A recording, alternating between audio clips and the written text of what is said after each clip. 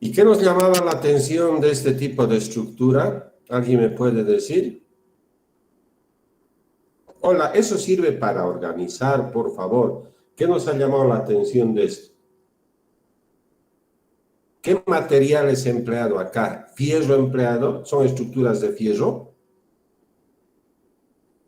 Acero, Inge. Y ya, hemos dicho de hormigón armado, ¿verdad? Hemos visto, por ejemplo, no, es que no nos está, por favor, les pido un poquito de atención, ¿sí? La inclinación de los hormigones, ingeniero. Me parece bien esas cosas. Entonces, vamos a ver la figura, ¿verdad? Por ejemplo, vamos a poner aquí edificios con estructuras metálicas. Listo. Aquí está con estructuras metálicas. Fíjense los trazos que tiene. Acá, aquí está más claro agua, ¿verdad? ¿Sí? Entonces yo no utilizo este tipo de materiales. ¿Por qué razón? Porque yo he visto que el diseño arquitectónico tiene esto. Algo que visualmente es agradable, por supuesto. No es como estos que estamos viendo, ¿no? Vean al fondo. A ver, fíjense. Parecen, no estoy diciendo que sean porque habría que ver bien, parecen que fueran este tipo de estructuras, ¿sí? Por supuesto, ¿qué ventajas tenemos? Con esto, las ventajas son las siguientes. Primero, que son estructuras que se pueden, vamos a decir, trabajar, no armar, trabajar más rápidamente. Fíjense, porque ya vienen todos los elementos, vale decir, vigas, columnas, vigas, ya vienen prácticamente elaboradas y lo único que hago es empezar a colocar.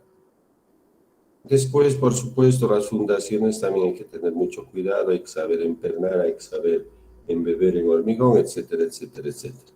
Acá hemos visto que el material que estamos utilizando, vamos a decir, es mucho más dócil, tan dócil, por ejemplo, que la ópera, ¿verdad? De Sydney. ¿Se acuerdan o no la ópera de Sydney?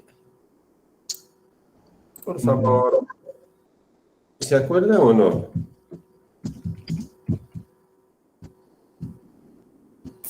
Sí, Esto. Igual, es de fierro, son estructuras de fierro. Eso es hormigón, ingeniero. Ah, ya, entonces estamos viendo que tenemos la capacidad de moldear el hormigón. ¿O será fácil? No sé, y hemos visto cómo nos ha ido explicando de verdad ese ingeniero estructural, ¿sí? Pues por favor, vayamos empezando a agarrar el hilo, ¿sí? Entonces, yo quiero que entiendan que, miren, les hablo con mucha sinceridad. Yo he sido siempre un ingeniero muy funcional. ¿Qué quiero decirles? Que trata de hacer las cosas bien, pero rápido. Entonces, cuando me hablan de la planificación y empiezo a ver términos que no los conozco mucho, un poco molestan. Sin embargo, les puedo decir que después de 33 años había sido necesario. ¿Qué quiero en pocas palabras mostrarles? Que si bien, por ejemplo, acá ven ustedes método de gestión, ¿qué significa gestión? Entonces hemos visto que para hacer una obra, por decir, para hacer el edificio de la facultad, desde huelga de hambre tenemos que hacer. Eso es gestión, sí, pues, porque estamos pidiendo recursos económicos que son escasos para construir. Desde ahí comienza así. Entonces, la gestión en todo el ciclo de proyecto. ¿Hemos aprendido qué es un ciclo de proyecto? Sí, hemos visto sus 3 etapas. ¿Hasta ahí estamos entendiendo? Hola. Sí, sí. Sí. Después hemos visto que el método es, vamos a decir, el concepto técnico, o si quieren que hablan concepto teórico, ¿sí? O el marco teórico que yo voy a necesitar para poder explicar lo que quiero hacer. En este caso dice eficiencia y calidad. Y hemos entendido que la eficiencia nos muestra la dimensión económica y la calidad, la dimensión técnica. O si quieren el elemento técnico para no confundirlo con las dimensiones que les voy a mostrar después. Eficiencia del elemento económico, calidad del elemento técnico. Si yo comienzo por la calidad, voy a ver las especificaciones técnicas, que significa calidad. Si voy a ver cantidad, voy a ver los metrados. Metrados, ¿por qué? Porque estoy utilizando el Sistema Internacional de Unidades. Por ejemplo, ¿qué más voy a ver? Voy a ver el cronograma. Esto es tiempo, y el tiempo en que se mide, estamos midiendo en días, pero hemos visto que de acuerdo a la legislación laboral boliviana, el tiempo, el día se mide en 8 horas. Y finalmente el costo. Ese es el presupuesto que nosotros vamos a aprender a elaborar, ¿verdad? Todo esto que está con verde, ¿hemos entendido o no? Se entendió. Sí, sí. Y la eficiencia hemos dicho que yo debo cumplir lo que quiero hacer, pero en lo que estaba previsto, tiempo, lo que quiera. Eficacia, que finalmente lo he hecho. Efectividad, que también he sido efectivo porque se está cumpliendo en la economía, los recursos económicos. Entonces, para esto que hemos visto, hemos agarrado esas 3 dimensiones. Y los factores, ¿cuáles son? M1, materiales, M2, mano de obra, y M3, maquinaria. ¿Qué límites tienen? Entonces vamos a ver el terreno, el plazo y la capacidad disponible. En este caso, ahorita vamos a ver. Y las técnicas, lo que organización espacial, temporal y planificación económica. Pero todos esos tienen que estar entrelazados. Si yo hago todo esto, voy a tener los resultados que pensaba tener. ¿Qué les quiero decir? Acá está lo totalmente claro. ¿Cuál es el objetivo? Justamente construir este piso en obra gruesa. ¿Cuáles son las dimensiones? Los 3: espacio, tiempo y recursos económicos. Y quiere decir que ambas, ya no he puesto las flechitas porque era mucho, se tienen que ir entrelazando. Por ejemplo, si hablamos de espacio, estamos hablando de su límite. Hemos visto que está una zona periurbana, entonces mucho de mi planificación va a tener que ser externa. Por ejemplo, el contar con plantas de hormigón externas, por ejemplo. Recursos económicos. Hemos visto hasta ahora, ¿verdad?, de que debo tener recursos inmediatos como lo que se llama caja chica para resolver problemas inmediatos. Y ahorita vamos a ver uno de ellos. Y finalmente el tiempo, que yo debo planificar utilizando el tiempo que debe ser utilizado. Por ejemplo, para hacer las mediciones, no sé si hemos visto, si no hemos visto, vamos a volver a ver, vamos a ver, pero solo les pongo este ejemplo. Si uno quiere medir con wincha, ¿ya? Hagan de cuenta que es una wincha metálica. Yo quiero medir al mediodía y estiro la wincha, ¿no se dilatará la wincha? Se va a dilatar por el calor. Entonces, en función del tiempo, ¿será la utilización del tiempo el mejor? No, es preferible medir en la noche. Entonces para las mediciones, en mi planificación va a estar la parte nocturna. ¿Se está entendiendo? Entonces, ¿qué estamos viendo? Que es lo que tengo que hacer. Los recursos económicos, tengo mi presupuesto, pero también debería tener una caja chica. Y finalmente, el tiempo que yo tendré que organizar como vea por conveniente. ¿Es lo que hemos visto o no? Hola. Sí, se ha visto. Puede ser. Bueno, miren, tan bonito es eso, pero no, ustedes ni le agarran ganas, ya no sé. Ya no lo sentí, de verdad. A ver, vamos a hacer lo clásico, el arroz con huevo, dice, no, es lo clásico. Pero miren, voy a tener que salir de acá, ¿verdad? Voy a dejar de presentar. Voy a colocar nuevamente. Y vamos a ver una pestañita. Yo creo que vamos a ver esto. Ahora, ¿qué voy a hacer? Un ratito lo que voy a hacer es el clásico arroz con huevo, que es apagar el micrófono, ¿verdad? ¿sí? Para evitar lo estático.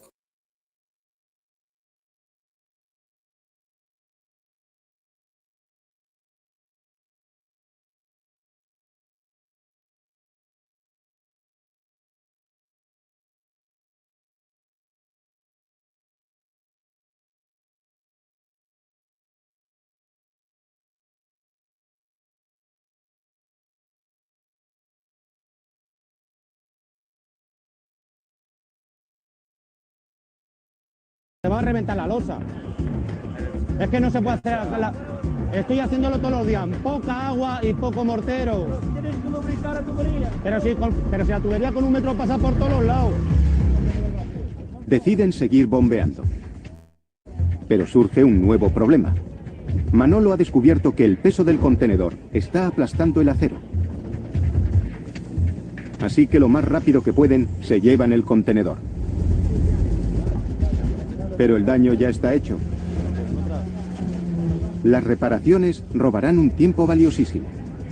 Pero el hormigón no puede esperar. Manolo necesita encontrar un lugar donde verterlo. Piensa rápido y decide cambiar completamente los planes y hacer el trabajo de mañana, hoy. Eso significa desviar el hormigón primero hacia los pilares y al mismo tiempo advertir al equipo del hueco de los ascensores que se prepare para el vertido de hormigón. Creían que tendrían todo el día para prepararse. Ahora apenas tendrán 2 horas. Esto de aquí es el núcleo central del edificio. Es un rectángulo de hormigón que va desde el sótano hasta lo alto de la torre.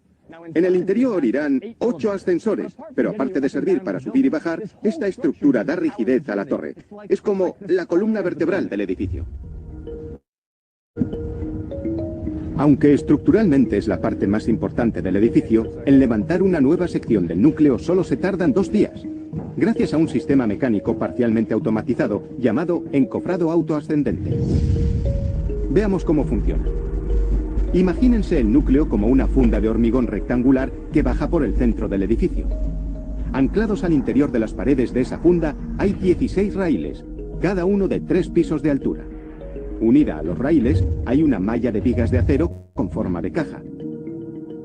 En esa caja se apoya el armazón que dará forma a las paredes. Para construir un nuevo nivel del núcleo se añade acero de refuerzo, se cierran las paredes del encofrado y se rellena todo con hormigón. Cuando está seco, se abren las paredes y se sube todo el entramado por los raíles, preparado para el siguiente piso. Genial. Para prepararse para recibir el hormigón, Mamadou Diop y los demás ferrallistas deben colocar las últimas barras de acero en su sitio. Un poco más y a continuación cerrar las paredes del encofrado. Es un trabajo muy importante. A lo largo de los más de 200 metros del edificio, la posición del núcleo apenas puede variar 5 centímetros. Eso significa una tolerancia de solo 1 milímetro por planta. Este es el encofrado que forma la pared. Tengo un pie sobre la pared interior y esa pieza negra es la pared exterior. Se pegará todo como un sándwich de acero de refuerzo. El encofrado es el pan y las barras de acero el relleno. Y cuando esté todo junto, verterán el hormigón. Así es como se hace esta pared de 60 centímetros de grosor. Pero para cerrar los encofrados hace falta una increíble coordinación de todo el equipo. Deben cerrar cada una de las enormes secciones de 4,5 metros. Tienen que estar perfectamente verticales y colgar exactamente a 6 centímetros del acero de refuerzo en todos los lados. Con la precisión de un cirujano, realizan ajustes minúsculos.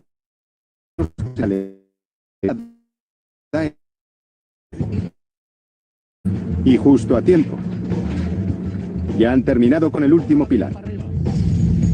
Aquí llega el hormigón. Estoy dentro del encofrado que se eleva y ahora mismo esta cosa está vertiendo casi 500.000 de kilos de hormigón para hacer el núcleo interior. ¿Así? Vale. Mientras el equipo del núcleo acaba su trabajo, la cuadrilla de planta se toma un descanso. Esto es una obra en España y eso significa que es hora de comer. Y tal vez de algo más. Bueno, ¿aprieto? Adiós mi miedo a las alturas.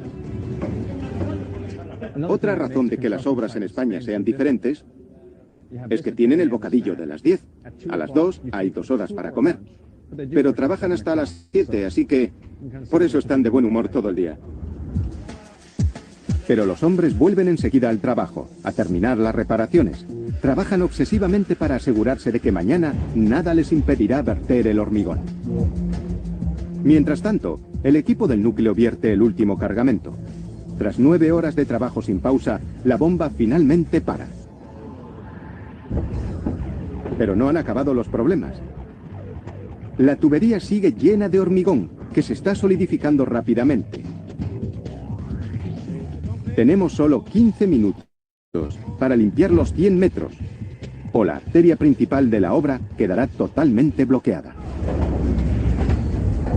En la obra del rascacielos de Torre Espacio en Madrid, los obreros acaban de terminar el primero de 2 maratones.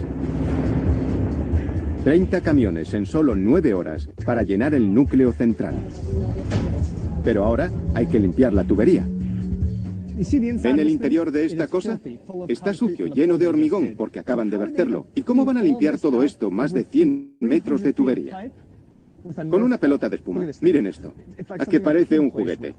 Pues esta cosa la meterán aquí y la dispararán hacia abajo los 100 metros y limpiará todo el interior de la tubería, usando nada más que la fuerza de la presión del aire, que la impulsará hacia abajo.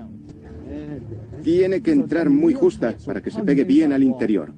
Colocamos la junta de goma. La cerramos. ¿Ya está? La pieza ya está cerrada.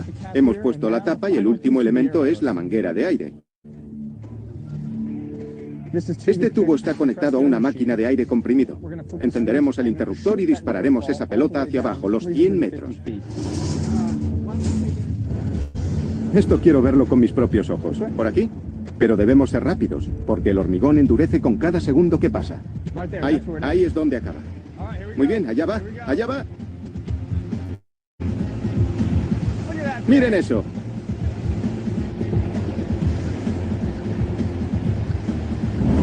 ¡Oh, oh! ¡Guau! Esa cosa ha explotado por todas partes. Y ahí está la pelota, ahí mismo. Es esa cosita. Yo estaba a unos 6 metros y me ha salpicado. Las tuberías ya están limpias y listas para mañana. Solo quedan 2 días en esta alocada carrera para terminar el piso 23. Por fin, los chicos están listos para el vertido más importante, la placa. A Pedro Ordoúez le llaman el bombero, el operario de la bomba. Soy Dani. Mucho gusto. Es estupendo ser bombero, porque manejas este maravilloso control remoto. El trabajo de Pedro consiste en controlar el aparato que sube el hormigón, que lo bombea a 100 metros. Y esto es el control remoto que lo mueve mientras lo vierte. Los camiones llegan de 2 en 2 para entregar su carga. Con habilidad, Pedro inunda el acero de refuerzo con hormigón. ¿Quién de aquí tiene el trabajo más fácil de la obra? ¿Cuánto dinero has tenido que darle a Manolo? Un par de cervezas. ¿Solo unas cervezas? Ha salido barato. ¡Qué inteligente! ¡Bien hecho! Ahí hay un equipo entero sudando, moviendo esa cosa tan pesada con hormigón, y él está ahí al lado, fumando, jugando con la consola. Este hombre es un genio.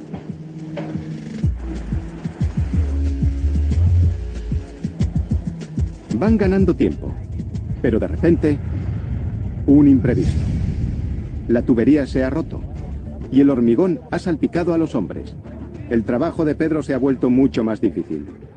Dime qué ha pasado con la bomba de hormigón. Se ha roto un codo de la tubería del hormigón. Del paso del hormigón se van fisurando, le va calentando tanto que se ha roto. ¿Y qué pasa ahora? ¿Por qué no podéis seguir vertiendo?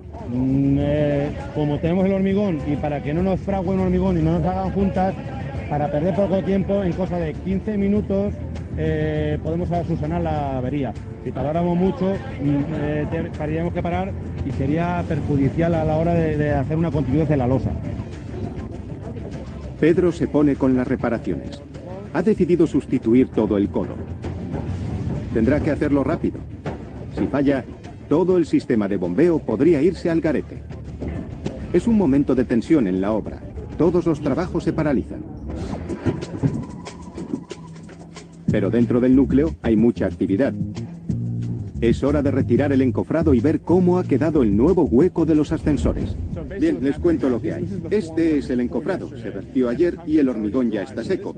Este enorme trozo de madera de aquí es el molde que da forma al hormigón. Hoy lo retirarán y veremos cómo ha quedado la pared de hormigón.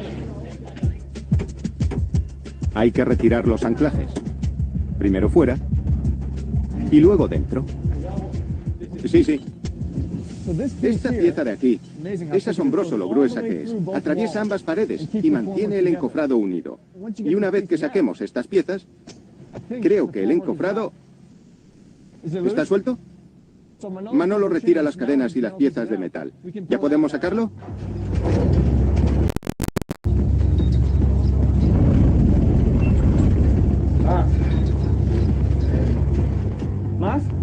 Más.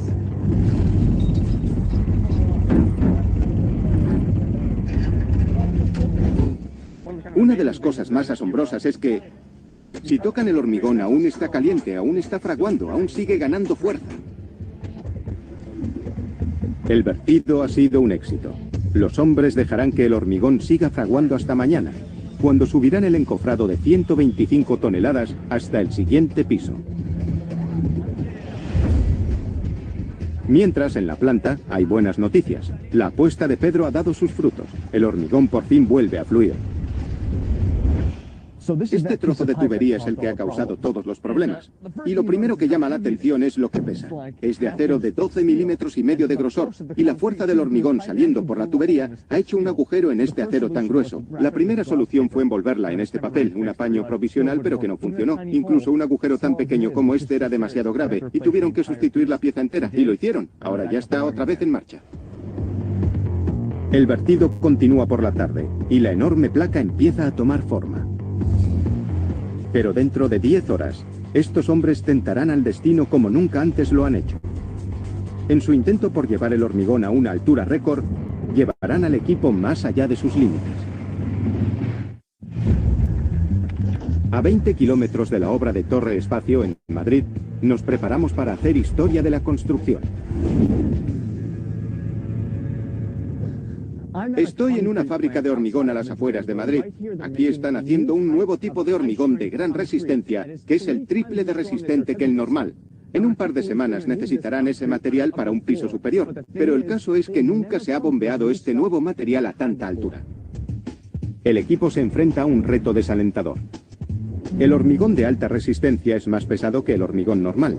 Nadie en esta obra ha bombeado nunca esta mezcla tan pesada a tanta altura. Podría atascarse alguna tubería o incluso podría reventar. Óscar del Olúo es hoy el hombre a seguir.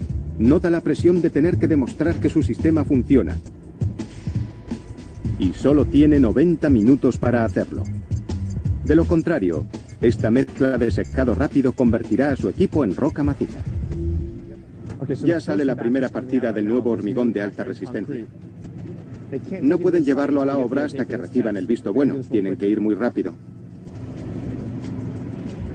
Van a hacer un test de consistencia.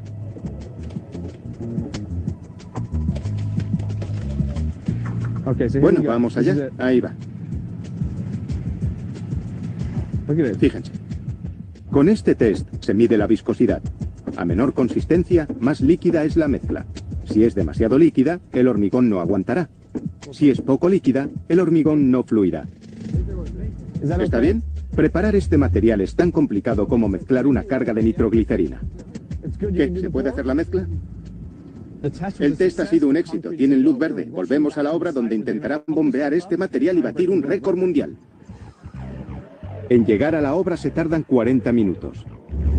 Y cada minuto que pasa, el hormigón se vuelve más y más inestable. Bien, ahí está el camión. Acaba de llegar.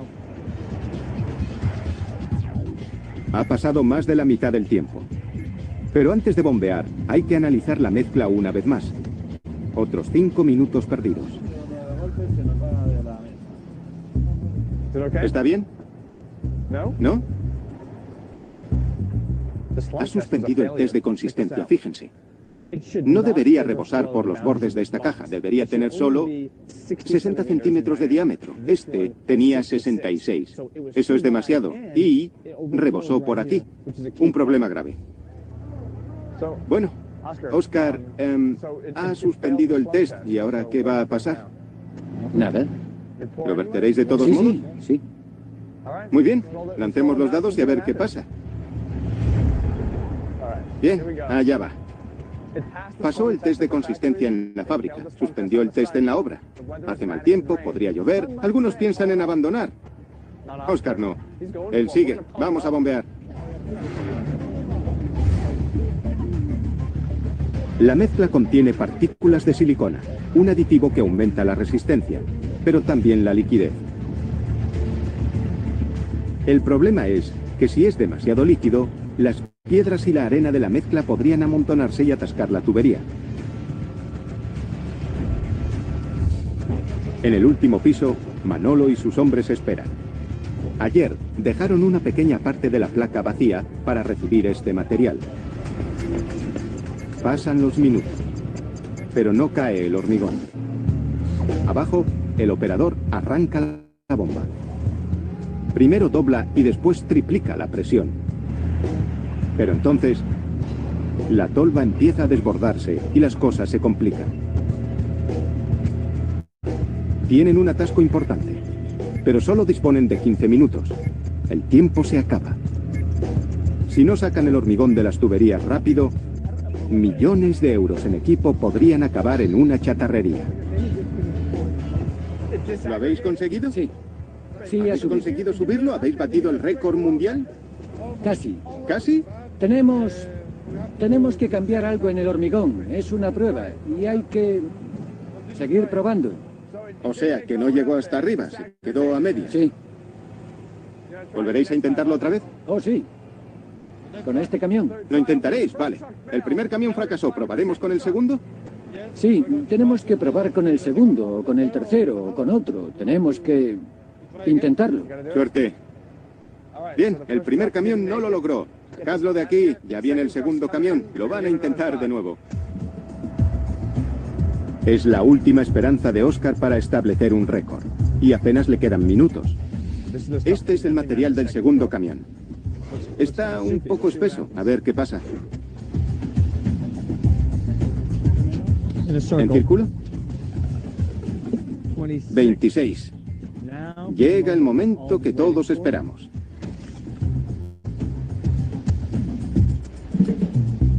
Tiene mejor pinta, pero sigue dando un índice más alto que en la fábrica.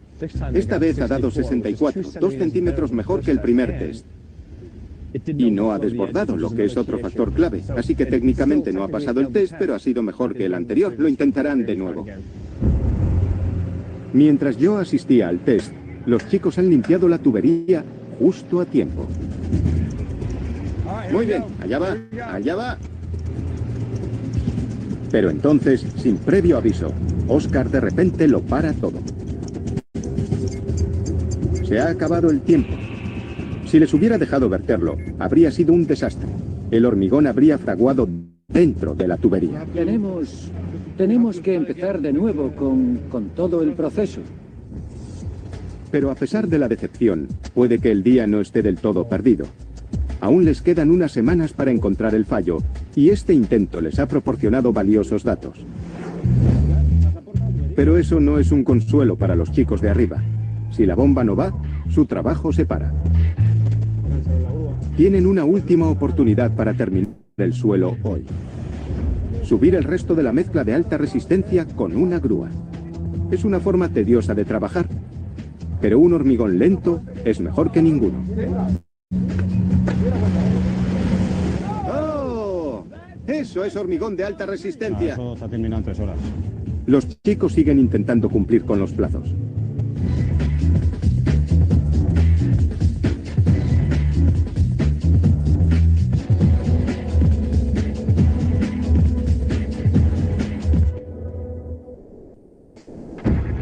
Último día para nosotros en la obra de Torre Espacio en Madrid, y será un día muy largo. Son las 5 de la mañana y he quedado con los topógrafos. Verán, ayer acabaron la placa de hormigón de un piso y siempre que colocan una deben asegurarse de que el edificio está perfectamente vertical, un piso tras otro. ¿Y por qué lo hacen a estas horas? Porque cuando sale el sol el edificio se calienta y el hormigón se expande. O sea que esta es la única hora para obtener una medida precisa. ¿Me están esperando dentro?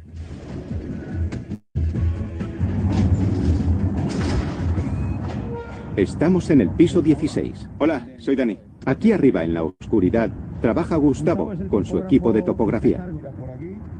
Lo usa para alinear un par de puntos de referencia. Uno a nuestros pies y otro en el último piso.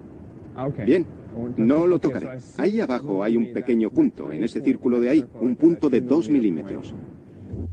Allí está muy oscuro, así que les explicaré qué está pasando. Cuando se hace un piso hay que estar seguro de que el piso está perfectamente alineado con el que está debajo y con el de abajo y el otro y el otro. Bien, en un rascacielos normal no hay problema. Cada piso es igual que el siguiente. Lo único que hay que hacer es alinear el borde exterior y listo. En Torre Espacio, sin embargo, no es tan fácil, porque este piso es diferente a este piso, que es diferente a este piso. ¿Y qué se hace? Los técnicos han decidido que cada vez que coloquen una placa, le harán unos agujeros. No demasiado grandes, pero sí para ver a través. Y lo que hacen con estos agujeros es crear una línea de referencia vertical que les permite ver desde lo alto del edificio hasta abajo, lo que garantiza que esta planta está alineada con esta planta y alineada con esta. Perfecto.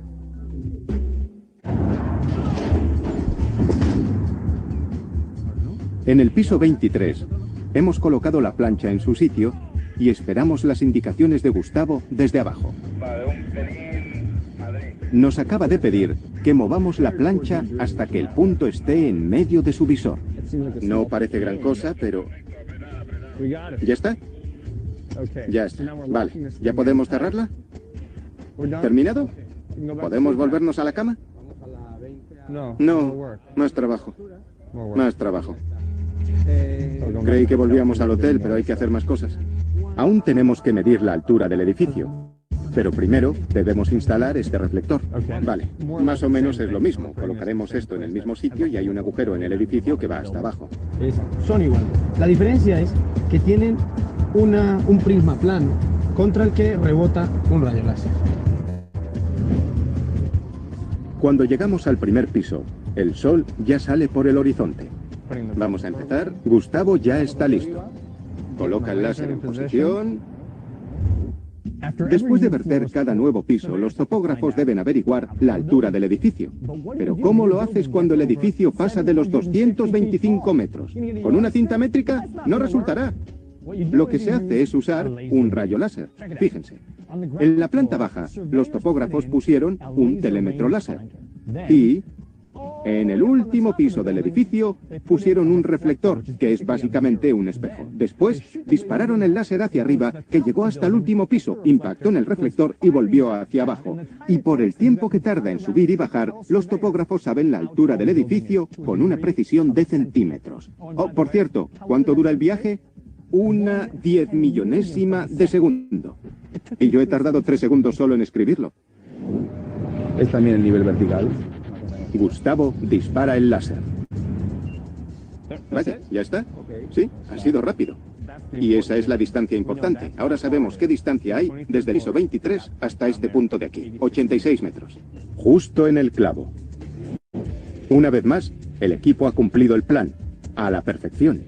Es hora de volver arriba y ver si los chicos están listos para el encofrado ascendente. El objetivo es subir todo el entramado un piso más arriba. Ya han vertido las paredes verticales del núcleo en el último piso y ahora están listos para subir el encofrado hasta el siguiente piso. Pero la gran pregunta es si esas paredes aguantarán el entramado de 113.000 kilos. El hormigón ha fraguado durante 2 días. Debería serlo bastante resistente. Pero durante el traslado, el equipo tendrá que vigilar de cerca la estructura. A la primera señal de cualquier debilidad en la pared, detendrán el izado. El encofrado subirá sobre 16 gatos, uno por raíl. Para que el sistema funcione, todos deben subir exactamente al mismo tiempo. El primer paso es asegurar el encofrado al raíl y subir la parte inferior del gato. Cuando los gatos están en su sitio, se asegura la parte inferior al raíl, se desbloquea la parte superior y se empuja. Este gato está empujando y a medida que empuja se lleva con él toda la estructura, todo el entramado. Hay 16 de estas fijaciones cerradas que sujetan la parte inferior y el resto está siendo empujado hacia arriba ahora mismo. Fíjense, va bastante rápido, la verdad. El encofrado ascendente está subiendo detrás de mí. Es un entramado de 113.000 kilos. El caso es que va bastante despacio. Así que vamos a acelerar un... Han necesitado de 40 ciclos y un... Finalmente, el encofrado al nuevo nivel. En el piso inferior, los chicos ya están retirando los paneles que usaron para apuntalar el hormigón húmedo. Los usarán para construir el siguiente piso. Nuestro esfuerzo ha dado sus frutos. Hemos acabado en el plazo. Mi piso está terminado. Ha llegado la hora de despedirse. Hasta luego. Gracias, tío. Cuídate. Gracias. Venga. Espérate, Alfonso. Pero antes de irme, Manolo tiene una pequeña sorpresa para mí. ¡Oh! Él y los chicos han hecho una cocina secreta en el sótano del edificio. Y se entra solo con invitación. ¿Tú eres el cocinero? A comer.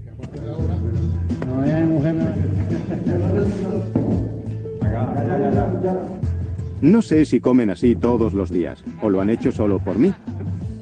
Pero me da igual, porque al final, lo único que importa es el jamón. Tiene buena pinta. Vamos allá, seguro que está bueno. Sí, así se hace, así se corta. Bueno, quiero decir una cosa. He estado en un montón de obras y he hecho muchas cosas, pero este es el primer lugar en el que me he sentido como parte del equipo, en el que he estado trabajando con la gente y ha sido de lejos la obra en la que mejor me lo he pasado. Muchas gracias, de verdad. Gracias. Ayudar a construir un piso entero de este increíble edificio ha sido una de las experiencias más maravillosas de mi vida. La destreza de esta gente y el orgullo con el que hacen su trabajo es un ejemplo. Y aunque algún día otro edificio español llegue más arriba, para mí, Torre Espacio siempre será el edificio más alto de España.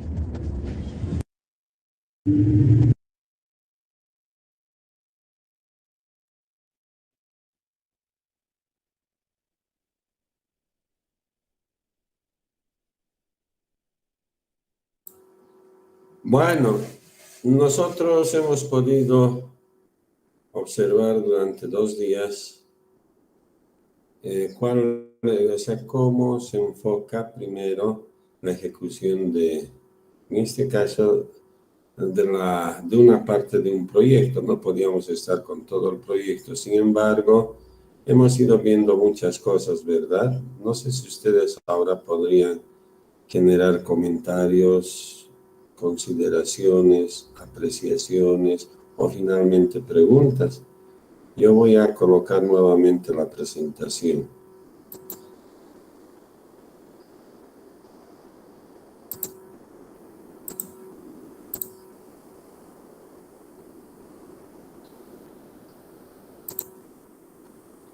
Hola. Inge, buenas. Hola. Les ha fallado, ¿no? Sí, se ve. Dime. Se les ha fallado, ¿no? Lo que querían hacer con presión, subir el hormigón hasta tan arriba. Al final han tenido que usar nomás. Han subido mecánicamente nomás ya. A ver, lo analizaremos de la siguiente manera. En su planificación inicial era el de bombear, ¿verdad? Subir mediante presión, como dice. Sin embargo, fíjate, el ingeniero, el director de obra, que le dice al supervisor que no es el responsable de todo, asume una decisión, ¿no? Ve que es bombear de la manera como lo han hecho, utilizando la grúa. Está bien, pero por supuesto, porque se ha resuelto el problema temporalmente. Ahora, no sé si ustedes seguimos con este mismo punto, no sé si han podido ver el hormigón que necesitaban de mayor resistencia, se iban a colocar todavía pisos más arriba. Por tanto, este hormigón que en la fábrica tenía una consistencia y es ahí donde les hablaba a ustedes. Por supuesto, la temperatura justamente hace que se vuelva menos viscoso, ¿verdad? La mezcla. Por lo tanto, este control que hacen, que ustedes lo conocen, que es el cono de Abrams, ¿verdad? No funciona como debería ser. Sin embargo, hay dos cosas. Primero, que en fábrica está bien el hormigón y eso está comprobado, está testeado, como llaman ustedes. Y segundo, que la calidad del hormigón que uno requiere, ¿verdad? En ese piso no es, o sea, es de menor o inferior característica, no calidad característica que el hormigón de alta resistencia. Yo les pregunto a ustedes, por ejemplo, han debido ver seguramente en hormigones hasta cuál era su resistencia media característica, ¿verdad? Aquí está, yo ya había puesto acá.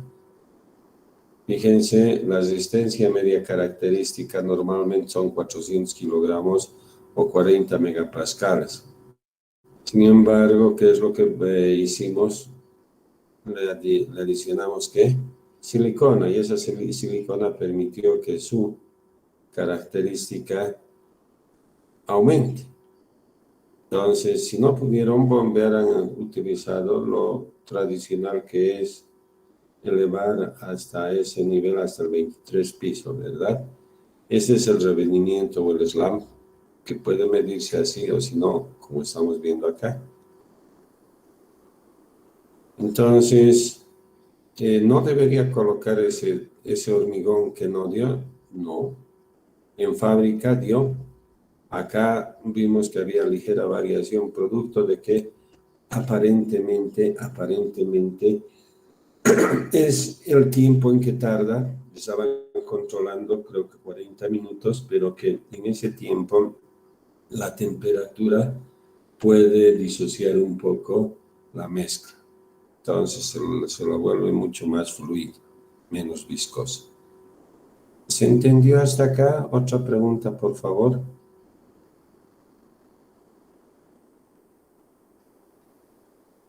Hola.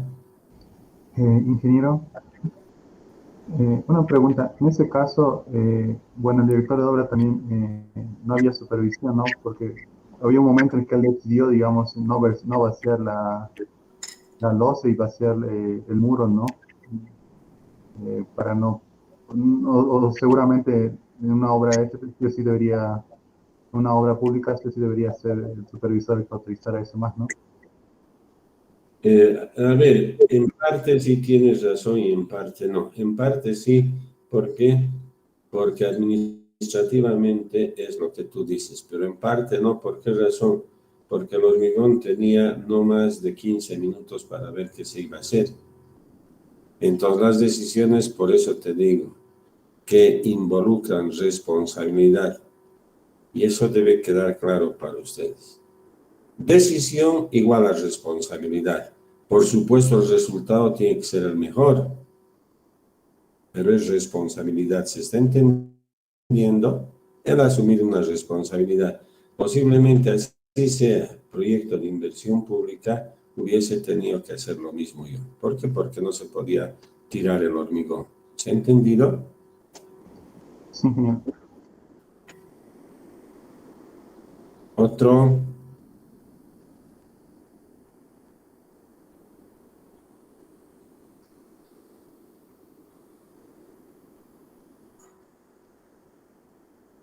¿Alguno de ustedes más, por favor? Solo como comentario, me parece que aunque esté la planificación hecha, siempre van a surgir imprevistos, ¿no? En la obra, como les ha sucedido en varias ocasiones al hacer ese piso nomás, ¿no? Totalmente de acuerdo. No se olviden que... Y vamos a ir con cosas que tal vez a no todos les gusten, pero igual, escuchen. Entonces, ¿qué es lo que pasa? Por ejemplo, en un partido de fútbol dice, hemos planificado quedar 0-0, pero hemos perdido 1-0. ¿Qué pasó? No sé qué pasó, pese a haber planificado, algo no se hizo bien y concluimos perdiendo. Sin embargo, para no perder, ¿qué tenemos? Y esto les voy a mostrar, les he mostrado. Mejor para que vamos a estar, van a estar en otro win, aquí vamos a...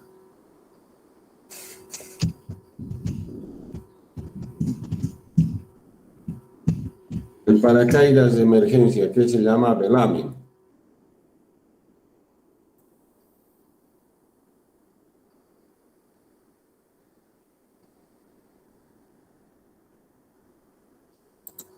Aquí está. Ojalá me entiendan, sé que a veces no a todos les gusta el fútbol, pero vamos a ver esto.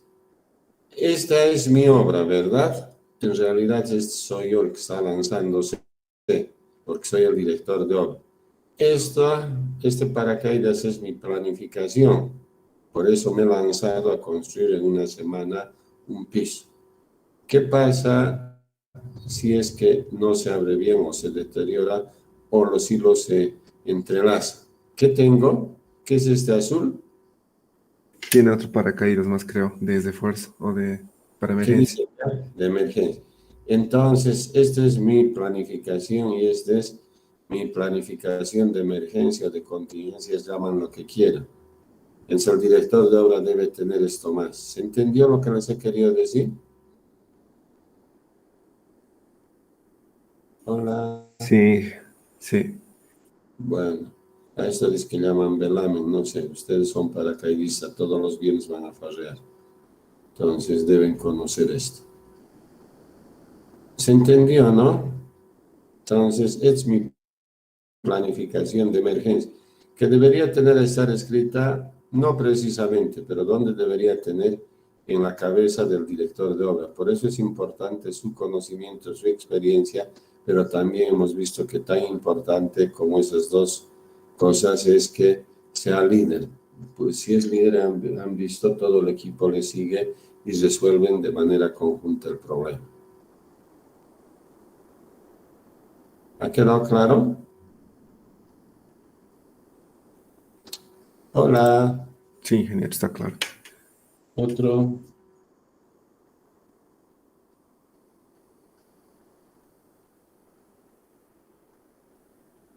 Entonces queda claro que una planificación no se la hace en piedra, ¿verdad? Puede ser reajustada en función de lo que se encuentra cotidianamente. Por eso es importante para la ejecución de un proyecto, para la ejecución. No estoy hablando para la supervisión, es que la planificación se le haga cotidianamente. ¿Qué quiere decir diariamente? ¿Qué quiere decir día a día? Y que se la ajuste, por supuesto, cuando concluye la jornada del día. Otra cosa que hemos visto también es lo que les decía hace rato, cómo debemos utilizar tiempos diferentes, ¿verdad? Entonces vamos a ir viendo esto rápidamente y vamos a pasar. Hemos definido bien, ¿verdad?, el caso.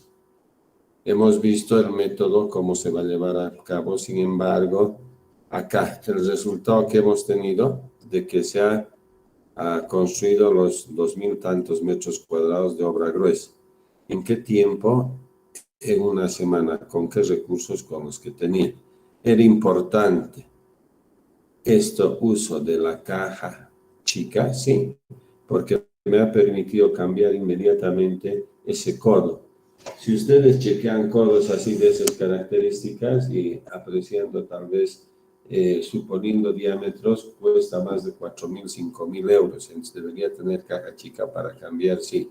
Y el tiempo hemos visto que es muy importante y eso vamos a ver en la unidad 5, que es la unidad última, donde yo debo saber programar para los diferentes frentes de trabajo. O si ustedes quieren, no frentes, grupos de trabajo. Ahora les pregunto a ustedes, por favor, díganme qué grupos de trabajo han visto en el video. Por favor, díganme ahora ustedes. Hola. Uno de ellos el equipo de encofrado. Ya, pero más... Los topógrafos. Me parece bien más... El equipo que estaba haciendo el varillado. el emparrillado, el del hormigón. En realidad estamos viendo varios grupos o varios frentes de trabajo. Aunque a otra vuelta no les guste, es como si manejaran la defensa central, los laterales, el arquero, el medio campo, los delanteros, es decir, diferentes grupos, ¿verdad? Que si no se coordina bien, no meten gol, ¿verdad? Hola. Sí, todos tienen que estar trabajando en equipo. ¿Y quién es el director técnico del equipo de fútbol? Director de obra. Por supuesto que sí. ¿Se está entendiendo? Fíjense, yo debo ver las técnicas o los procesos constructivos. Aquí está, miren cómo estos eran capísimos para empezar a colocar la enferradura, los talladores. Aquí estamos vaciando el hormigón. Acá estamos generando que por el vaciado no se concentren los áridos, o si ustedes quieren los agregados gruesos en un solo lado. Se está homogeneizando la mezcla del hormigón. Es decir, acá está la maquinaria que hemos utilizado. Fíjense, acá hemos visto procesos constructivos como este, ¿verdad? ¿Les gustó esto? Mecanizado, ¿no ve? Hola, por cada pared eran 1, 2, 1, 2. Eran como, vamos a ver, como ferrovías en 1, 2, 1, 2 por cada pared, 4. Como son 4 paredes, decían los 16 rails. ¿Y qué tenían eso? Solamente gatos que empujaban hacia arriba. Todo el encofrado. Es otro proceso constructivo, sí, interesante, ¿no ve? Para la losa de hormigón armado, ¿sí? Hola, ¿esto hemos visto?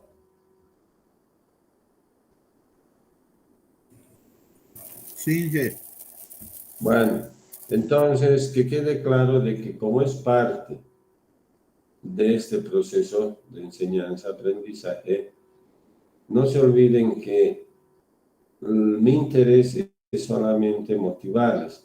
Y para eso pues manejamos todas estas, vamos a decir, estas técnicas que ayudan a poder no suplir, pero por lo menos hacer pensar que si bien muy pocos de nosotros vamos a estar en este tipo de proyectos. Por ejemplo, acá, ¿cuál es el edificio más alto? Creo que 26 pisos, ¿no? En Cochabamba, por ejemplo. Entonces, bajo estas características no vamos a tener, pero por lo menos aplicamos estas técnicas que tenemos de lo que van filmando los videos y nos ayudan a pensar si nosotros somos capaces de interpretar todo lo que hemos visto para semejante estructura y nos toca hacer un edificio de 10 pisos, es como si Bilisterman de Cochabamba, el equipo aviador, jugara con Bilisterman de Clisa, ¿no ve? Por supuesto tiene que golear. Entonces ustedes golearían también, ¿verdad? Hola, ¿se entiende o no? Se entiende. A eso hemos apuntado. Ahora, por ejemplo, yo he puesto, esto es lo que vamos a hacer. Yo les voy a tomar como trabajo práctico esto. Inclusive me he pasado yo el trabajo de hacer un insetentativo. Ustedes no tienen que hacer igual. Ustedes tienen que tomar como referencia esto, solo como referencia. Bueno, entonces, hasta acá hemos visto una construcción, vamos a llamar no tradicional, pero la que comúnmente se hace, es decir, estamos fundando de manera directa, ¿verdad? No estoy diciendo que sea fundación directa, pero aquí hemos visto las características geotécnicas del suelo y el ingeniero calculista prefirió colocar una losa radier de piso, creo que con 4 metros de espesor, que ayuda a transmitir mejor las cargas. Sin embargo, él sabe lo que ha hecho. Hemos visto también esta disposición de las columnas inclinadas, que no tiene tanto carácter estructural, sino más bien la parte arquitectónica va formando, ¿verdad? ¿Todo eso hemos escuchado o no? ¿Y hemos visto o no? Se ha visto, ingeniero. Sí. Sí. Y a partir de esto, por supuesto, de aquí yo voy a sacar por lo menos una pregunta para el examen que va a valer 5 puntos u 8 puntos. Y no me van a decir, no, es parte de la explicación o no es así. Hola. Sí, es parte, ingeniero, sí. Entonces, ahora ya no vamos a ver esto, sino vamos a ver algo más complicado para nosotros. Como no tenemos ni mar, vamos a ver un puente en el mar, en realidad en un estrecho, pero ahorita vamos a ver. Hasta acá está claro, ¿verdad? Está claro. Bueno, entonces vamos a continuar. Por eso venía esta explicación, con esto más quedó claro. Y la próxima clase vamos a tomar la mitad y la próxima clase vamos a terminar con la mitad y con la explicación de la supervisión y fiscalización, que tiene que ser rápido. ¿Por qué? Porque ustedes saben leer y tienen para leer. Yo lo voy a hacer súper rápido porque ya basta también. Ustedes tienen que empezar a leer. Ahí está. Entonces, yo creo que vamos a ver acá, dejar de presentar. ¿Dónde estamos? Miren, está tapando eso. Una pestañita. ¿Qué pestañita? He visto ya esta mañana yo ya he visto este video también nuevamente para ver cómo se está viendo o no. O sea, la proyección me interesa. En el otro, creo que la resolución no era buena. O tal vez mi máquina no estaba, no sé, pero no se veía bien. Entonces, solamente me van a decir cómo se ve. El sonido más, si quiere. Vinci. El diseño de Vinci intentaría construir el puente atirantado más largo del mundo. Un ratito que se levante esta pavada, dice. Iba a necesitar 4 torres consecutivas, algo que nunca antes se había hecho. Y una carretera de 2.200 metros quedaría suspendida de los gigantes. ¿Se ve bien? Ya, listo. Ingeniero. Sí. Se ve bien, pero como su micrófono está encendido, se escucha un poquito de eco, como doble. Por eso la estática la voy a eliminar. Solo quería ver si hace rato se acuerdan que nosotros hemos hecho esto. Hola. Ahora nosotros vamos a ver en pantalla completa y por supuesto con lo que tú me dices. Ahora estamos, ¿no ven? Sí, está bien.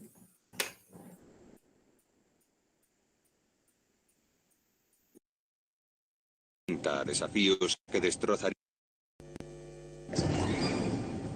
Este puente tiene el vano central más largo de todos los puentes atirantados. Se enfrenta a desafíos que destrozarían cualquier puente normal. El agua es demasiado profunda, el fondo marino demasiado blando y está sobre una línea de falla. ¿Cómo se diseña un puente que pueda con lo peor de la naturaleza? ¿Qué se necesita para construir una de las estructuras más grandes del mundo?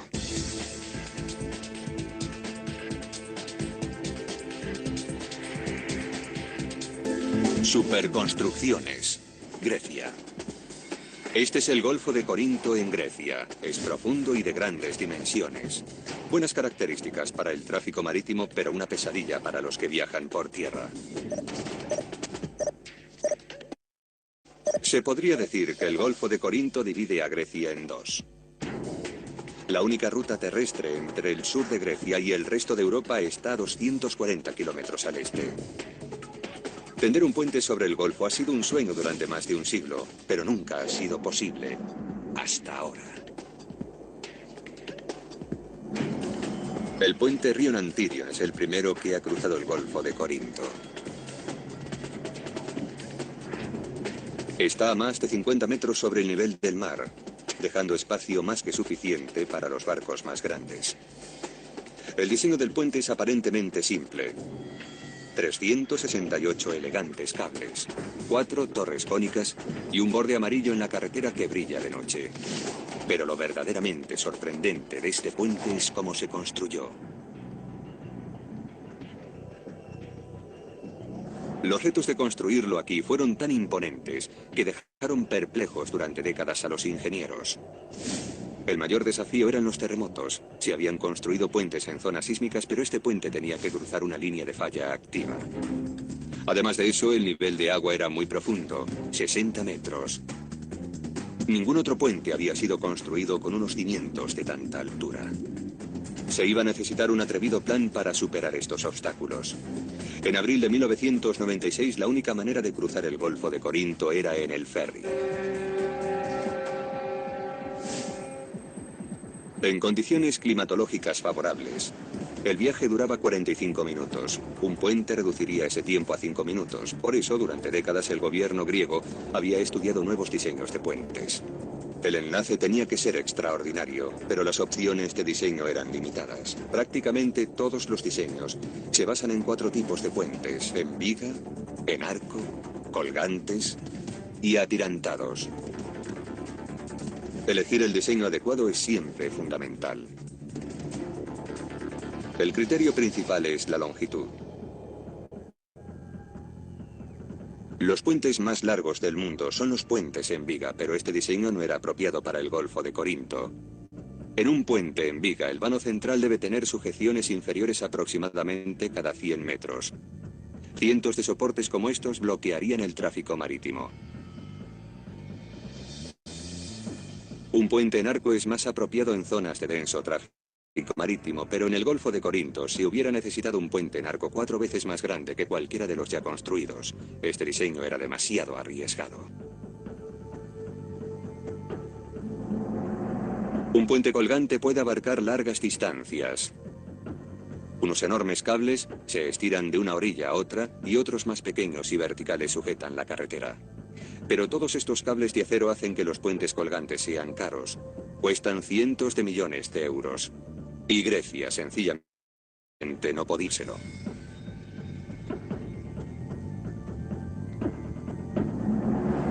Esto dejaba solo una opción: un puente atirantado.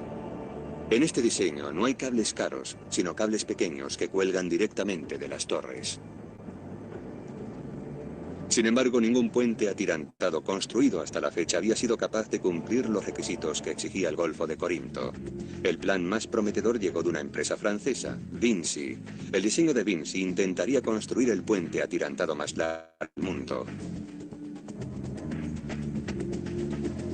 Iba a necesitar 4 torres consecutivas, algo que nunca antes se había hecho. Y una carretera de 2.200 metros quedaría suspendida de los gigantescos soportes. Las torres tendrían que soportar todo el peso del puente, por lo que deberían colocarse sobre un terreno extremadamente sólido. Los investigadores sondearon el fondo marino.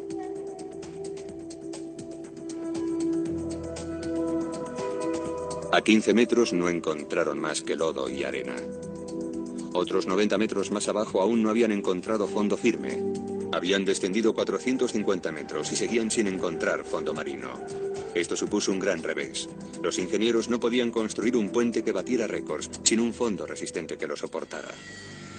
Durante los terremotos, un lecho marino poco sólido se licua, lo que podía provocar que las torres se inclinaran y destrozaran el puente. El diseño de Vinci no era apropiado. Así que los ingenieros volvieron a su mesa de trabajo y regresaron con un plan aún más audaz. Reforzarían el lecho marino incrustando cilindros de metal de 30 metros, cientos de ellos bajo cada torre. En caso de terremoto, estos tubos mantendrían el fondo firme.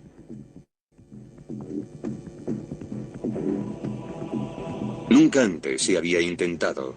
Ni siquiera se sabía cómo hacerlo exactamente, pero el plan fue convincente y Vinci ganó el concurso.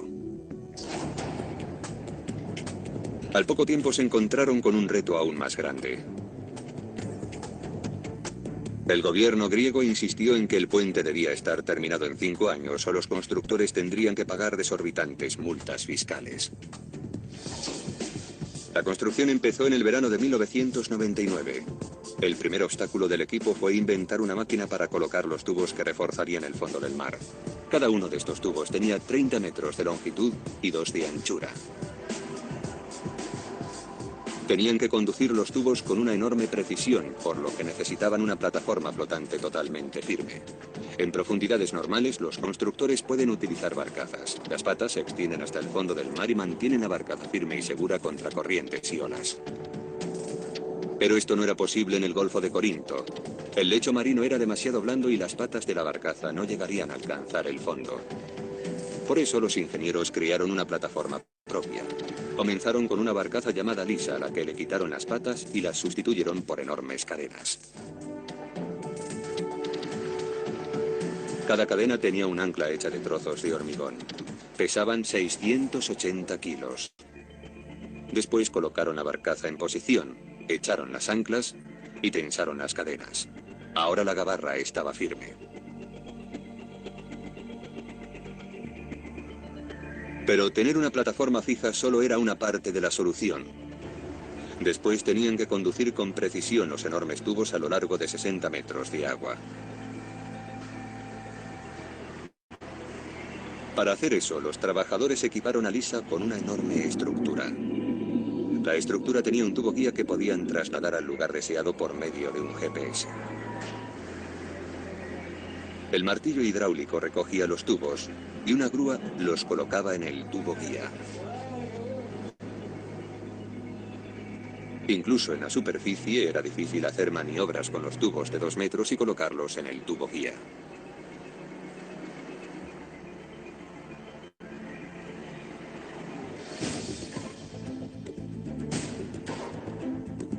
Una vez conseguido esto, había que hacer descender los cilindros al fondo marino. El martillo hidráulico trabajaba 73.000 kilogramos de fuerza por golpe. Los tubos podían haber reforzado el fondo del mar, pero también crearon un nuevo problema. Las torres tenían que descansar sobre una superficie totalmente plana, por lo que los constructores tuvieron que añadir una capa de grava de 3 metros de grosor. El problema era cómo alisar una enorme pila de grava a 60 metros de profundidad. Es muy peligroso sumergir a un equipo de submarinistas a tanta profundidad, ya que no se puede aguantar mucho tiempo. Y la construcción hubiera sido muy lenta, así que creímos que no era buena idea. Por eso los ingenieros idearon un sistema diferente. Utilizaron el tubo guía. Los operadores colocaron la parte inferior del tubo guía exactamente donde querían que quedara la parte superior de la gravilla y después echaron la gravilla por el conducto. A medida que movían el tubo, la grava salía exactamente al nivel deseado.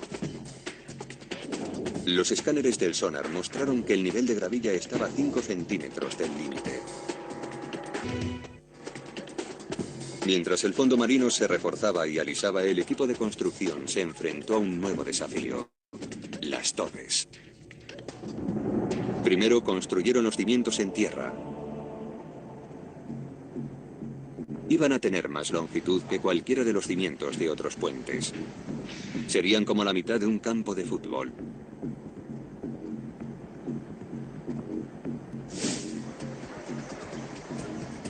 El equipo empezó a construir los cimientos poniendo una densa base de barras de aluminio de refuerzo. Se necesitaron casi 2 millones de kilogramos de barras solo para los cimientos de las torres. Después, 19 millones de litros de hormigón. Pero no lo podían verter. La densa red de barras podía crear bolsas de aire.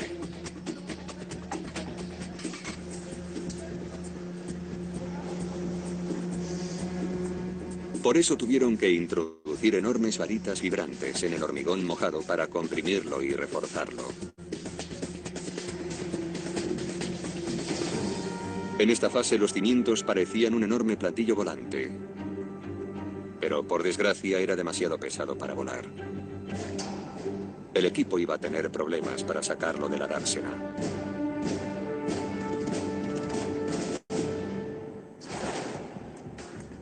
Solo los cimientos del puente pesaban la asombrosa cantidad de 64 millones de kilogramos, demasiado peso para levantar.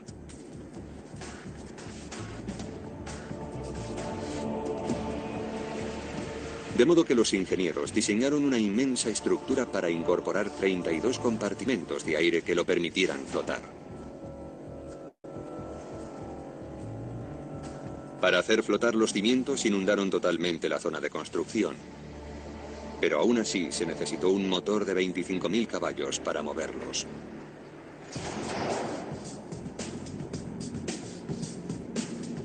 Los ingenieros trajeron un rompehielos de Noruega, algo no muy común en el Mediterráneo.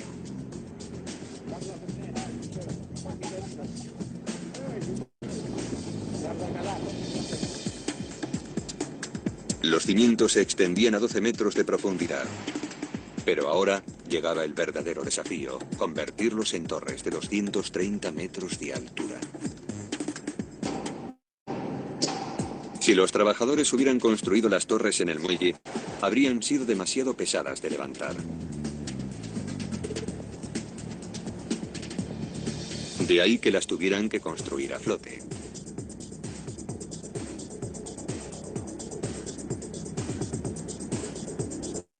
A medida que la construcción continuaba, se pudieron ver por la zona muchos camiones de hormigón, barcazas de suministros y cientos de trabajadores. Pero no se veía demasiado progreso. Las torres no parecían crecer. La razón era que a medida que se hacía más alto, se hacían más pesadas y se iban sumergiendo. La altura real de las torres nunca fue visible.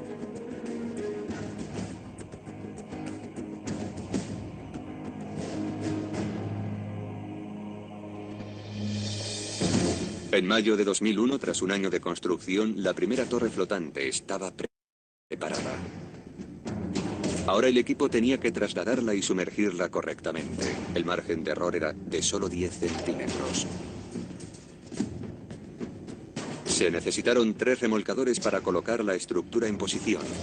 Después los trabajadores añadieron lentamente el agua a los 32 compartimentos de los cimientos.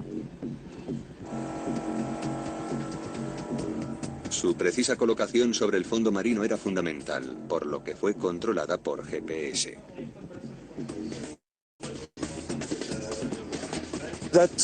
Fue un poco complicado y al comienzo de la operación estábamos muy preocupados.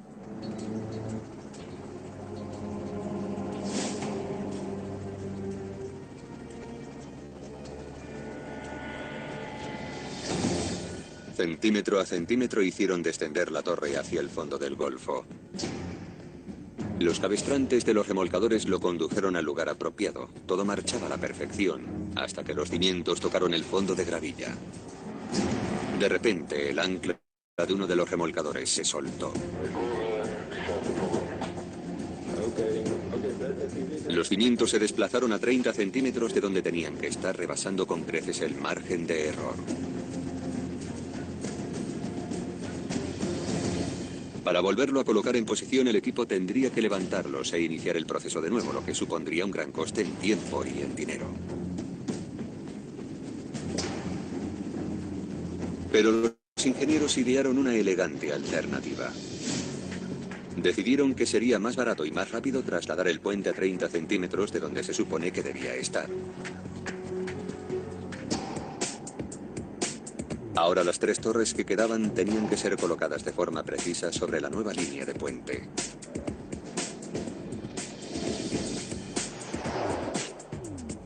Los diseñadores de las torres se habían enfrentado a un problemático dilema. Las torres tenían que ser fuertes para que pudieran soportar terremotos, pero cuanto más pesa una estructura, más impacto hacen sobre ella los terremotos. De modo que para evitar dicho efecto, hicieron el eje hueco.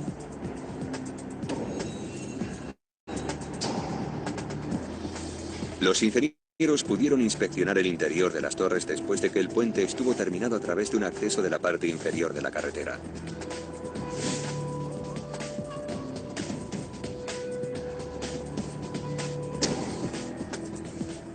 Las escaleras conducen justo a la parte baja de la torre de alta tensión.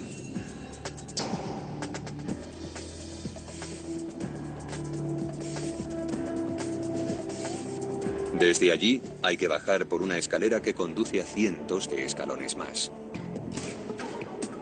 Pero esto tampoco es la parte más baja. Está tan solo al nivel del agua. Allí hay una puerta de acceso a inspecciones exteriores y también al aire fresco.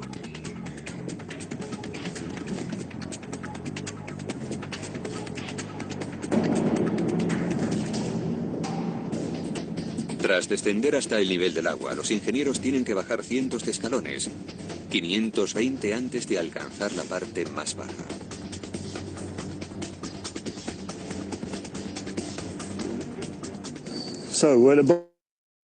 Ahora estamos en la parte baja de la torre.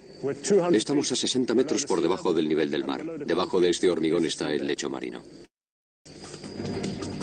A estas profundidades no es de extrañar que el mar intente hacerse un hueco aquí. Lo que sí es extraño es que haya grillos.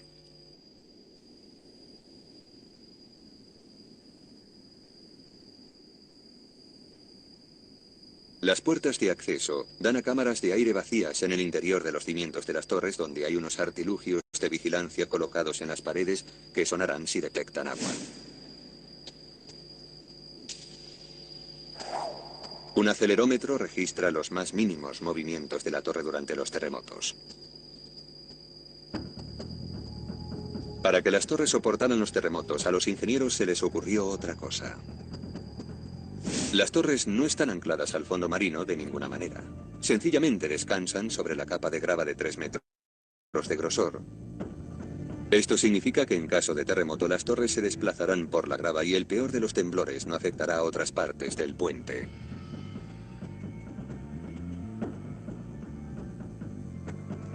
Los ingenieros calcularon que las torres podrían desplazarse casi 2 metros sin poner en peligro la integridad del puente. Eso era muy beneficioso para la estructura, porque en caso de terremoto no hay peligro de derrumbe. Con todos los cimientos en su sitio, los ingenieros estaban preparados para construir otros 164 metros de altura y colgar de ellos 2.200 metros de carretera.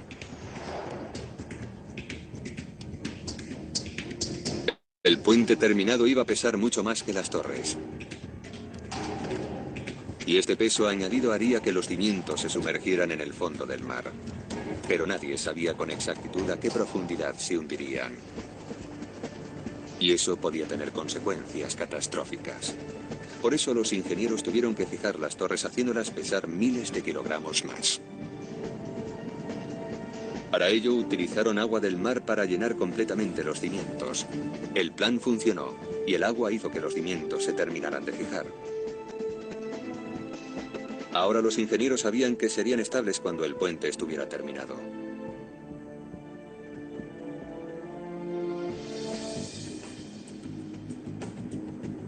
Mayo de 2002. A 2 años de la fecha límite. Cada torre era un solar de construcción donde barcazas y barcazas traían enormes cantidades de hormigón.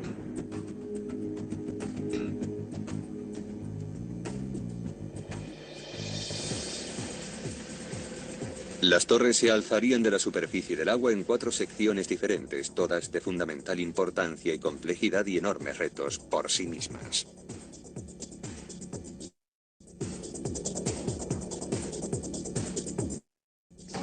Primero fue la torre octogonal. Esta soportaba la cabeza del eje, una pirámide invertida que servía de base a la torre de alta tensión.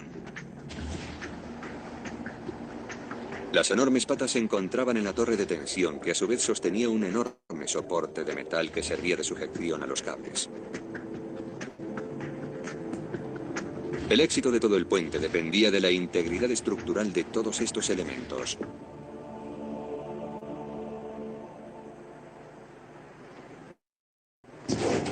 Pero los ingenieros estaban a punto de descubrir que habían pasado por alto un punto débil.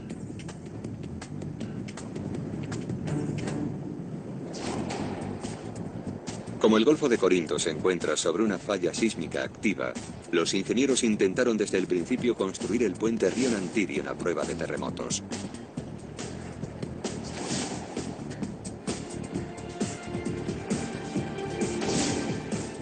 Los elementos más complejos eran las bases de las torres, de 16 metros de altura y unos extremos de 40 metros de anchura.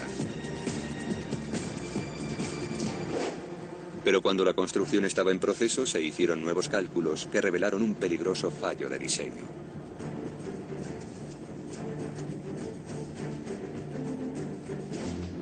Un terremoto tendría un impulso a base de las torres mucho mayor del que se creyó en principio.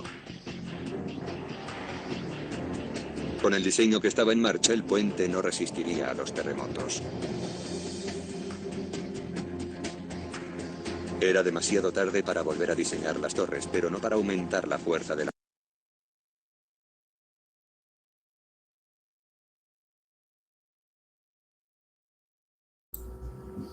Bueno, se está escuchando bien, ¿verdad? Sí, Inge. Se está viendo también bien, ¿sí? Fíjense, estamos a la mitad. ¿Por qué lo he parado? Porque debemos empezar a realizar reflexiones. ¿Cuáles son esas reflexiones? Primero, fíjense, esta localización de este proyecto es totalmente ajeno a nuestra imaginación, ¿verdad? No tenemos mar, no tenemos nada, pero había sido muy diferente, ¿verdad? ¿Sí? Sí, ingeniero. Bueno, segundo, si ustedes se dan cuenta, a ver, vemos el primer video, la torre, vemos el puente. ¿Y qué es el motor que hace que se tengan que construir este tipo de obras? La economía. A ver, ¿por qué necesitamos un edificio? Porque necesitamos densificar las zonas. ¿Y qué significa una densificación? ¿Alguien me puede decir? Hola. Incrementar población en un área, ¿no? Está bien, me agrada. Es la cantidad de habitantes por área. Normalmente, en este caso, estamos hablando de la cantidad de población, de personas que van a vivir por hectárea o por kilómetro cuadrado. Entonces, si densificamos así las zonas, posiblemente hasta en la planificación del transporte urbano y por esos lugares donde están altamente densificados. Por ejemplo, son motivos económicos, sí. Ni que se diga en el puente. Ustedes han visto la cantidad de longitud que estuviese disminuyendo solo por pasar un poco más de 2,5 kilómetros, ¿verdad? ¿Tengo que ir más de 60 kilómetros o prefiero pasar 2,5 kilómetros? La solución es fácil. O 2,5 o 60 kilómetros, 2,5. Pues. Sin embargo, para cualquiera de los dos tipos de obra, ¿qué se requiere? Se requiere recurso económico. Y siempre hay que saberlos manejar de manera eficiente. Entonces, eso es lo segundo que hemos ido viendo. Lo tercero, y otra vuelta entra la nomenclatura, la denominación. ¿Qué estamos viendo acá? Dicen de aluminio, barras de aluminio, por supuesto, aquí lo he dejado, estos no son de aluminio, ¿verdad? Hola. ¿Estos son barras de aluminio? No, Inge. Bueno, entonces solamente es cuestión de qué, cuestión de, vamos a decir, de nomenclatura que, como otra vuelta les digo, no son ingenieros los que hacen los videos, sino solo son nuestros colegas periodistas o investigadores, entonces nos adecuamos. Seguimos viendo, fíjense que ahora esas técnicas de construcción van cambiando, ¿verdad? Por ejemplo, hemos visto cómo en estos lados el mar Mediterráneo es uno de los mares más calientes. Y si ustedes, por ejemplo, se fijan, a ver, vamos a ver, área de guerra, Ucrania, Rusia. A ver, vamos a ver las imágenes. Ahora, si ustedes quieren, podemos poner directamente Rusia.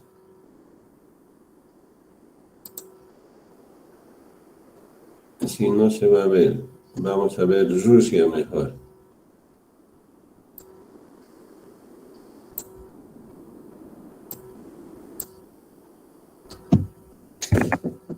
Ingeniero, estoy viendo el video, ¿no? ¿Qué? Ahorita vamos a poner presentación. ¿Qué voy a hacer? Tengo que poner presentaciones. Eso me dices, ¿no? Sí, ingeniero, solamente estamos viendo el video. Ya. Aquí, que tenemos que poner toda la pantallita, ¿no ve? Bueno, ahora se debe estar viendo. Sí, ingeniero. Bueno, ahora ¿dónde está Rusia? ¿Dónde están los amigos rusos?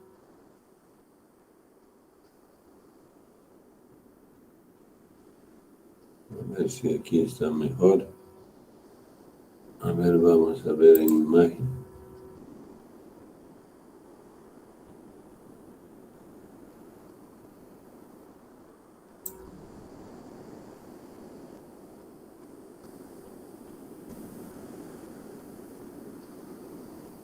Tal vez las escalas no sean muy adecuadas para ver, pero bueno, algo siempre vamos a ver.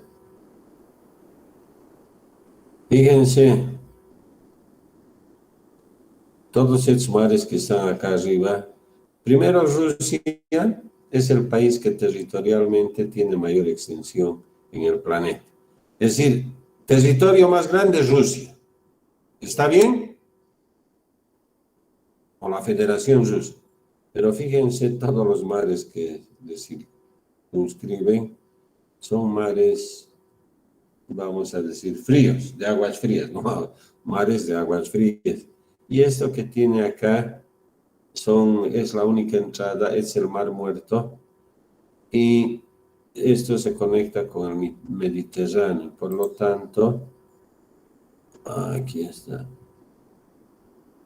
Acá está.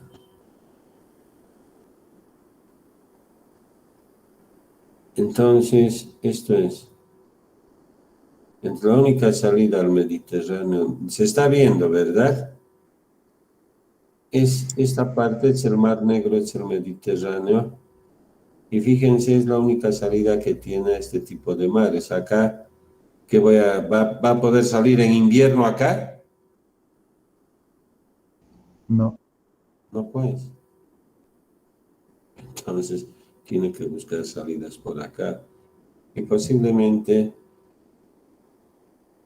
me imagino, no estoy diciendo que sea así porque yo no soy cosaco, no soy nada, aunque a mí me gusta sí el vodka, aunque no tomo mucho, no me gusta tomar, pero sí alguna vez he probado el vodka, agradable, pero no estoy ni a favor ni en contra, estamos queriendo ver qué pasa. Entonces, fíjense, esto hace de que busquen salidas. Qué importante estratégicamente significa ¿dónde estábamos acá? Era esto, el construir este puente, ¿verdad? Entonces, no solo es económicamente importante, estratégicamente también. Entonces, esas son las condiciones para que se genere la construcción de este proyecto. Ahora bien, cuarto, es un proyecto muy complicado. ¿Por qué razón? Porque las condiciones circundantes que circundan al lugar de emplazamiento que me dicen. Me dicen, por ejemplo, que... Aquí está. Acá. ¿Se está viendo? Sí, ingeniero. Bueno, entonces aquí, esto es la distancia más corta. Es lo que tengo que hacer, lo que uno siempre piensa cuando diseña cualquier proyecto. ¿Qué es lo que busca? Busca siempre la distancia más corta. Pero justo aquí hay una falla sísmica, a las profundidades de agua son bastante profundas, hay tempestades, el oleaje a veces viene demasiado fuerte, es decir, las características circundantes no son las más adecuadas, pero sin embargo, en vez de hacer este trayecto, prefiero hacer esto. Entonces, para pasar esto necesito un puente y ustedes han visto los 4 tipos de puentes que están en función de su luz. Entonces, cuando uno quiere diseñar un tipo de puente, chequea la luz. Por ejemplo, entonces, es lo que hemos visto, ¿no ve? Ahorita vamos a ver. Viaductos, 6 de agosto.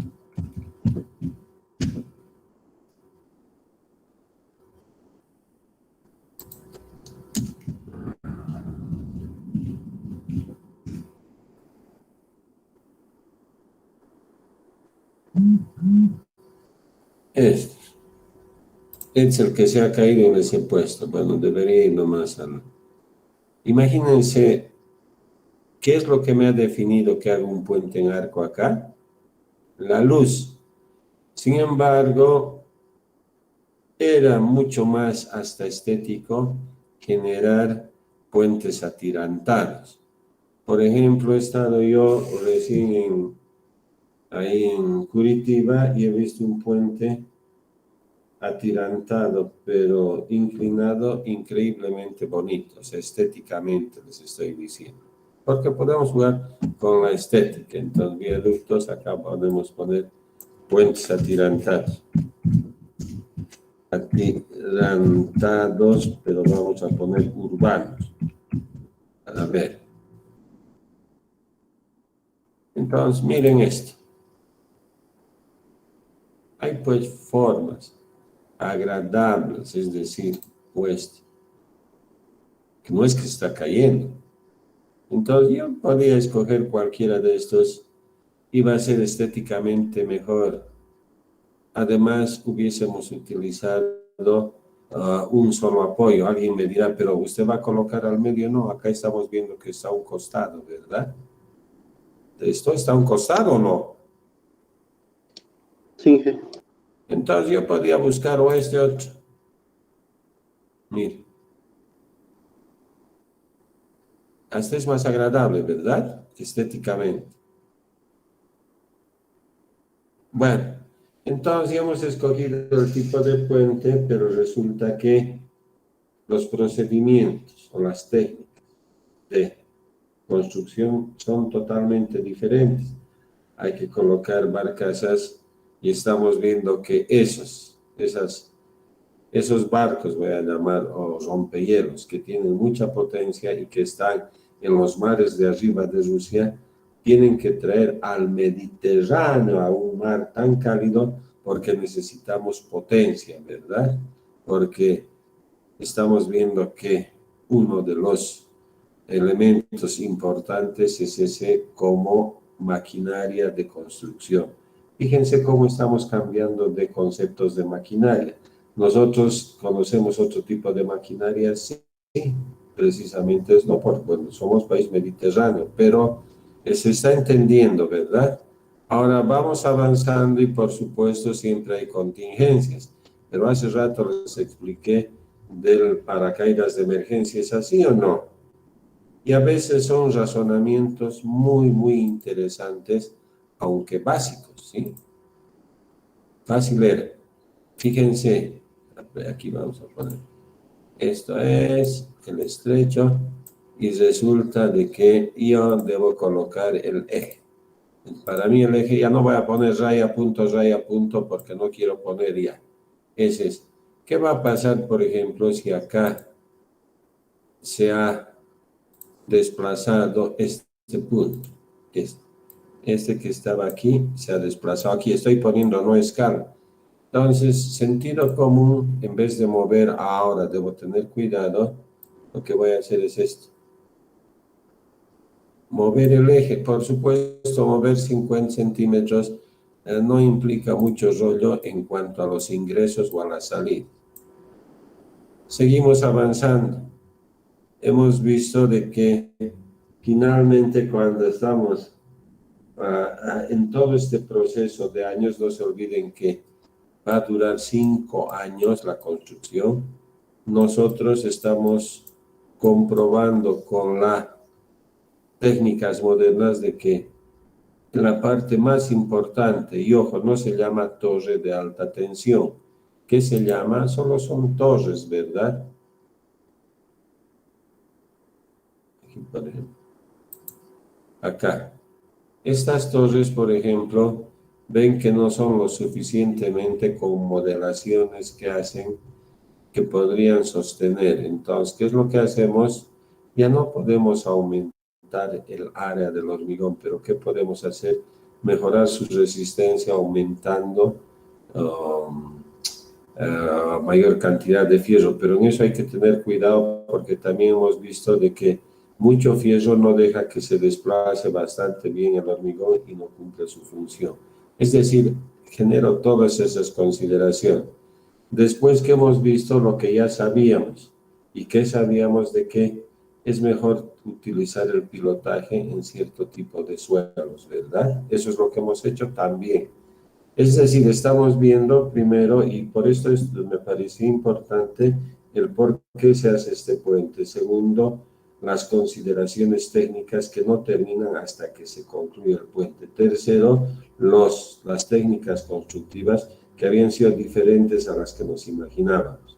Ahí hemos quedado. Por favor, a partir de todo esto, preguntas. Hola.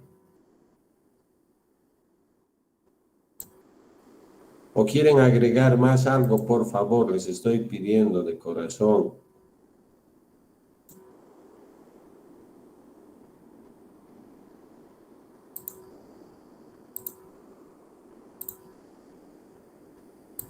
Hola, Yamil.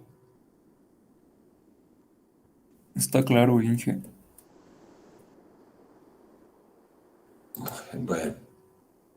Bueno, si es así, Mayita, tú.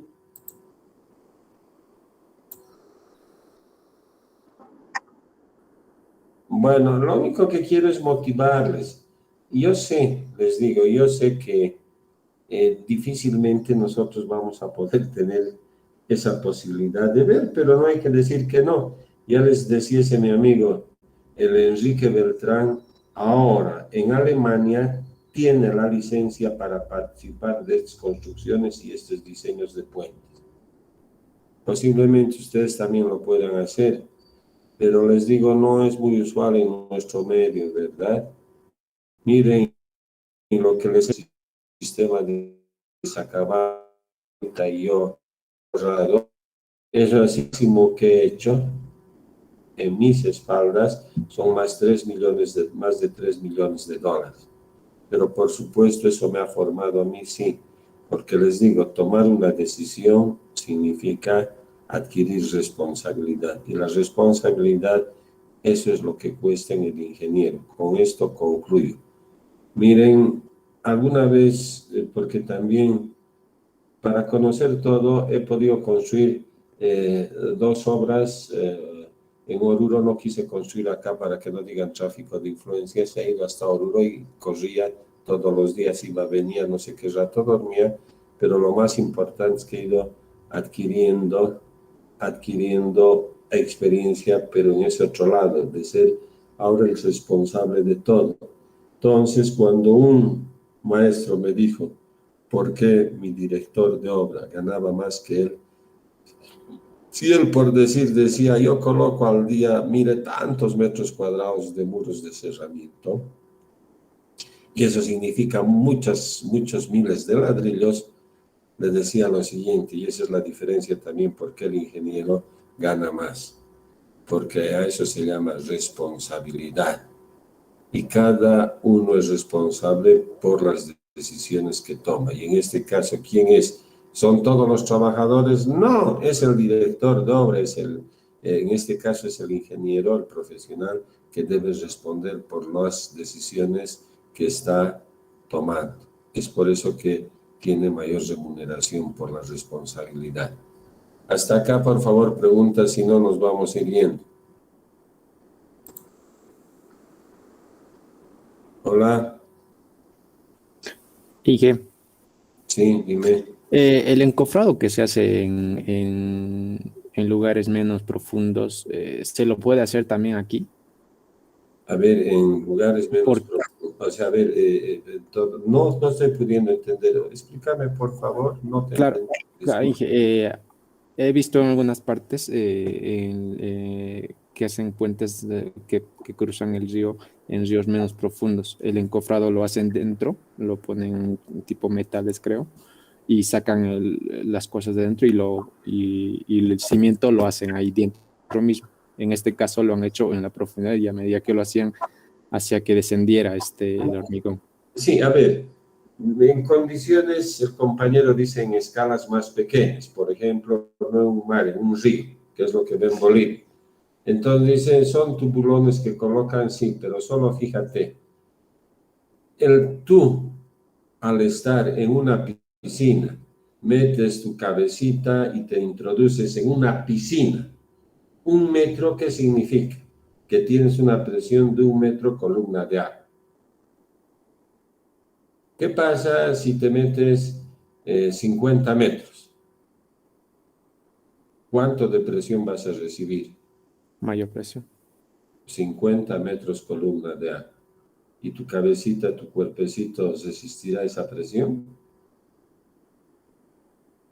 No. Bueno, entonces, eso se llama métodos de tubulones que colocan, pero por supuesto uno debe hacer esas consideraciones. ¿Me has entendido?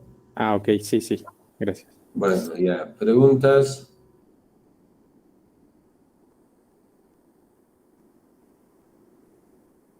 Hola. Bueno, ustedes no quieren hablar conmigo, no voy a hacer tampoco rollos. Ya, vámonos por favor. Ya, ahora sí yo les voy a cortar, estoy saliendo ya.